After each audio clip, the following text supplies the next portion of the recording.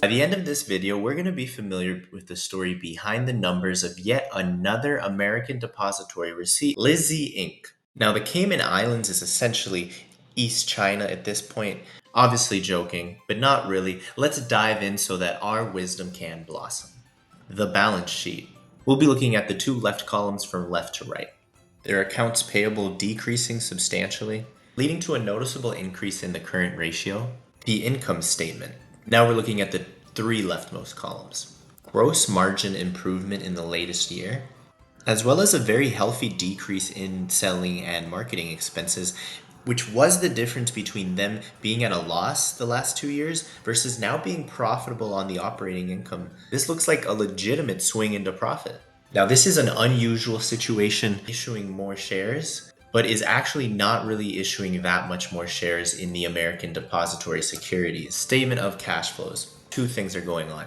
The underlying business generates substantially more money than the income statement lets off.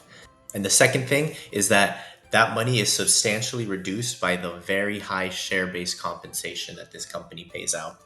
A positive and a negative from the perspective of a potential investor. In conclusion of the opening move, I definitely want to look into selling and marketing expenses because that alone was the swing on the income statement from no profit to profit. Well, we have several other things that we could explore after that.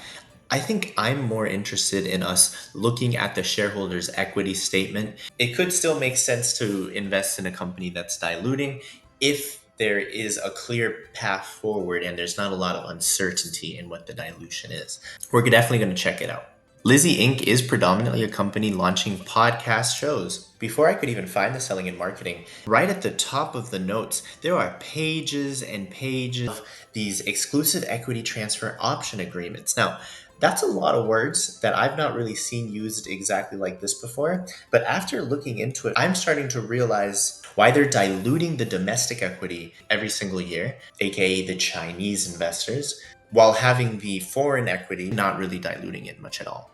The laws in the People's Republic of China, as explained by the CFO department of this company, the laws of their country do not allow foreign investors to receive the full benefits of the company's operations. They're actually trying to make it American investors whole again by purposefully diluting the domestic or quote unquote Chinese equity more than foreign equity. And as a fun little bonus, it also explains why they're calling it ADSs instead of ADRs. Apparently, they're so proud of this idea that they have that they don't want to be bundled in with all the other Chinese companies that have American depository receipts. They're an ADS, not an ADR.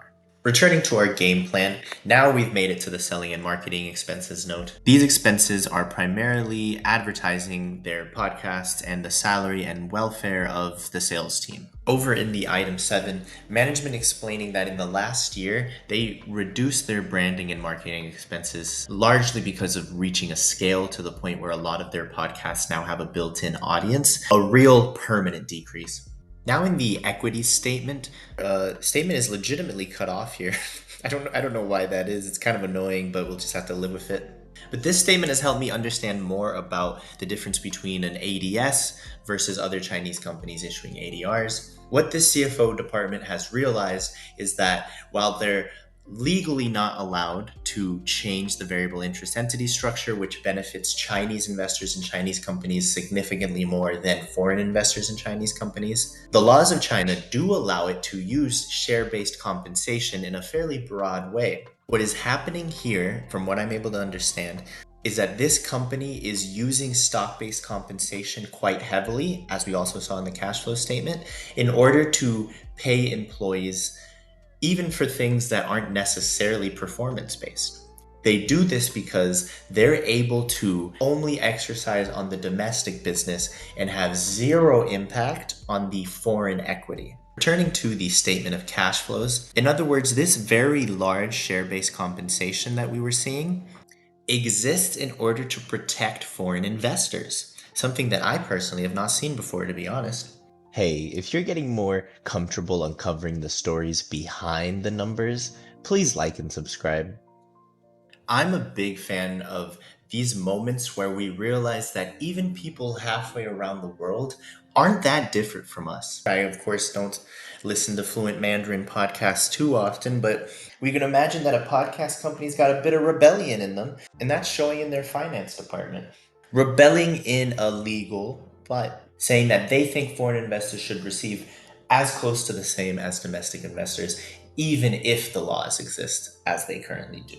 So I wouldn't call this full on protest, but this is the sort of tension and innovation that exists everywhere in the world, really.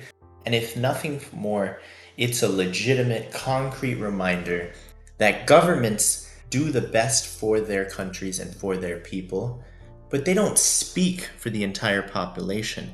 Every country, everywhere in the world, does have a diversity of thought. And just like not everything our governments do makes us thrilled or we necessarily even like, there are entire industries and organizations in China that aren't necessarily loving everything that the Chinese government is doing either. Please like and subscribe. We're now going to call in the Sage Seeds AI to get its take on this. Remember that this channel is about hearing the stories behind the numbers, but then also developing an intuition through practice of whether these stories do or do not represent possible value for investors, undervalued by the current market. With that in mind, please take a moment to try to guess if the Sage Seeds AI is going to give this a high or a low ranking. Do that now. Lizzi is ranked 576 out of 615 in value for the 2022 season, putting it solidly in the bottom 10% of all companies. I'm not going to interpret what the Sage Seeds AI is picking up on. It's pretty straightforward in this one. I have to say, I don't like it. This company, so proud, they are using share-based compensation, overutilizing it in order to work around existing laws legally.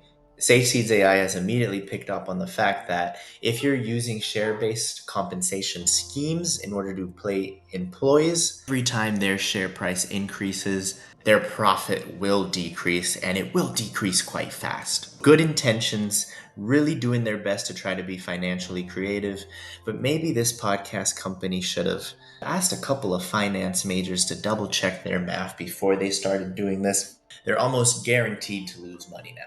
If they do well, they'll have to pay employees way more than they probably intended. Dramatic pressure on anything for both their domestic and foreign equity. A major handicap for no reason other than rebellion.